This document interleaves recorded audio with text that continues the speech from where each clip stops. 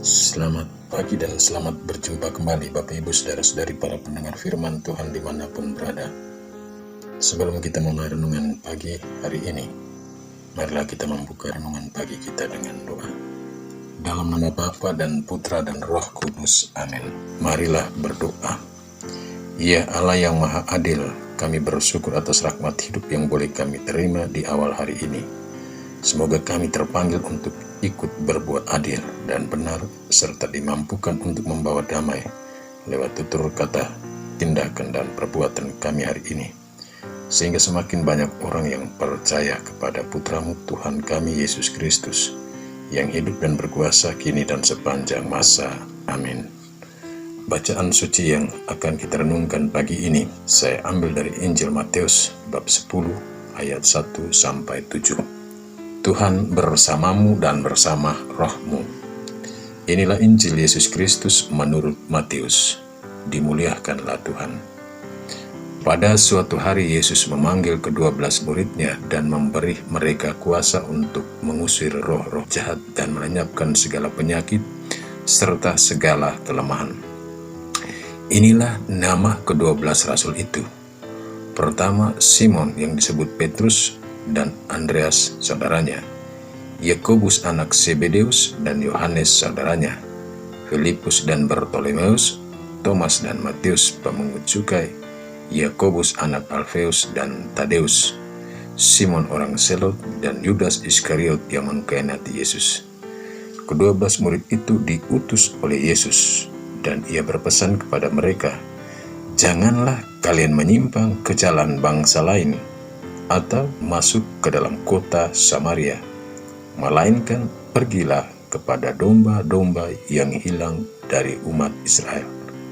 Pergilah dan wartakanlah, kerajaan surga sudah dekat." Demikianlah sabda Tuhan, terpujilah Kristus. Renungan pagi ini saya beri judul, Pergilah dan wartakanlah, kerajaan Allah sudah dekat. Para pendengar firman Tuhan dimanapun berada, Yesus menyadari sejak awal karyanya bahwa tugas untuk memberitakan Injil dan kerajaan Allah harus terus berlanjut dan tidak berhenti pada dirinya. Maka ketika mulai tampil di hadapan umum dengan misi utama, yakni menghadirkan kerajaan Allah serta demi bertobatnya orang berdosa, Yesus langsung memanggil dan memilih ke-12 orang untuk menjadi murid-muridnya, untuk ada bersama, untuk dipersiapkan menjadi kader-kader pewartaan kerajaan Allah menggantikan dirinya bila suatu waktu tugasnya sudah selesai. Orang-orang yang dipanggil sebanyak 12 orang. Mereka itulah yang disebut rasul-rasul. Lebih dari itu, para murid tidak sekedar dipanggil untuk ada bersama, tinggal bersama, berjalan bersama, tetapi Yesus juga memberi mereka kuasa untuk mengusir setan-setan dan kuasa penyembuhan orang sakit serta segala kelemahan lainnya. Ke-12 murid yang telah dipanggil dan diberi kuasa itu diutus untuk mewartakan kerajaan Allah, kabar baik atau Injil, dan menyerukan seruan tobat. Namun sebelum para murid itu menjalankan misi perutusan atau diutus, Yesus memberikan amanat yang bersifat kawasan yang harus diperhatikan di perjalanan dan fokus pada sasaran dari misi utama, yakni perutusan. Adapun awasan-awasan atau peringatan-peringatan itu adalah: pertama, jangan menyimpang ke jalan bangsa lain atau masuk ke kota Samaria. Mengapa Yesus melarang jangan menyimpang ke jalan bangsa lain? Karena sasaran pewartaan kabar baik Injil Allah, baik berupa seruan pertobatan, hanya ditujukan bagi Israel.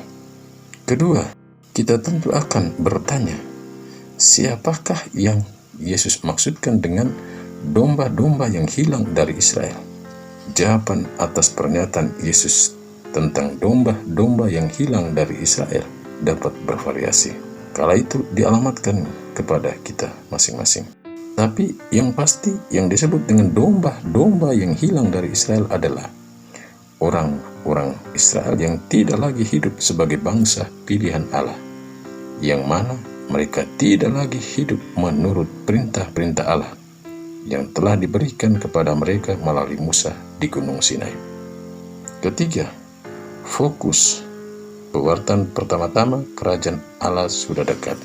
Kalau begitu, orang dituntut untuk bertobat dan membaharui diri serta percaya. Keempat, dengan melarang agar para murid jangan menyimpang ke jalan bangsa lain. Apakah itu berarti bangsa lain tidak perlu diselamatkan? Sesungguhnya tidak. Bangsa lain juga akan diselamatkan. Tapi saat ini yang menjadi prioritas keselamatan dan diselamatkan adalah bangsa Israel. Saudara-saudari, para pendengar firman Tuhan dimanapun berada, perintah untuk mewartakan kerajaan Allah sudah dekat adalah sebuah perintah yang tetap relevan dan aktual bagi kita. Karena rahmat sakramen baptis yang telah kita terima, pertama-tama harus menyadarkan kita bahwa kita juga salah seorang pilihan Yesus zaman ini untuk menjadi muridnya. Karena dengan dibaptis, kita juga dipanggil dan dipilih untuk membawa misi perutusan yang sama, yakni pertobatan dan keselamatan bagi banyak orang, dengan 3 jabatan yang langsung melekat berat pada diri semua kita yang menjadi murid Yesus ketika dibaptis, yakni menjadi imam, nabi, dan raja.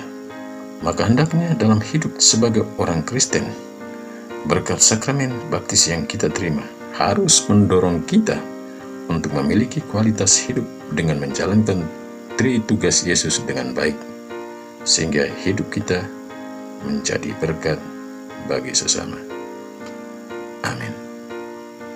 Marilah berdoa. Allah Bapa di surga, semoga kerajaan-Mu berkembang di tengah dunia dan di antara kami. Utuslah kami dengan segala keterbatasan yang kami miliki untuk mewartakan kerajaan-Mu lewat tugas dan kepercayaan yang diberikan kepada kami. Demi Kristus, Tuhan dan pengantara kami. Amin. Marilah kita mohon berkat Tuhan untuk hidup kita sepanjang hari ini dengan segala aktivitas kita. Tuhan bersamamu dan bersama roh-Mu.